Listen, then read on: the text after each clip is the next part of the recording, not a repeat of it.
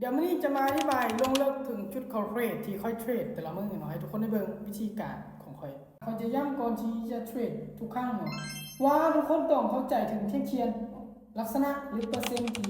ตลาดเนาะให้มาก็คือ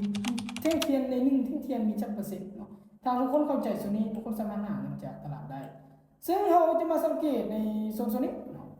สาเหตุเพราะอย่างเขาจึงเลือกออกฝั่งเซลล์ก็คือขายลงมาอยู่ที่$45ซึ่งเป็นออเดอร์ที่คิดว่าหรือมั่นใจเลยว่าอนาคตนี้แท่งถัดไปจะเป็นเด็กได้ให้เราสังเกต2แท่งก่อนหน้าก็คือส่วนในโซนนี้เมื่อตลาดเนี่ยแหงขายหัวหลายการทำกำไรของเราก็คือเซลล์เนาะเราบ่ควรที่จะออกส่วนเนาะฉะนั้นเขาจะย้ำอยู่ตลอดต้องเบิ่งแท่งก่อนหน้า2แท่งหากว่าคนใดที่จะสังเกตแท่งเทียน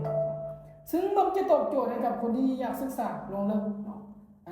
วิธีการจะง่ายๆสำหรับคนใดที่อยากเข้ามาคือจิ้มลิงก์ในหน้าโปรไฟล์เนาะหรือทักมาส่วนตัวได้เดี๋ยวจะมีคลิปวิดีโอและคอร์สสอนให้ทุกคนได้ไปศึกษาเนาะย้ำว่าฟรีอยากให้ทุกคนนี้ไปศึกษาให้มันเก่งและสามารถหาผลกำไรให้มันได้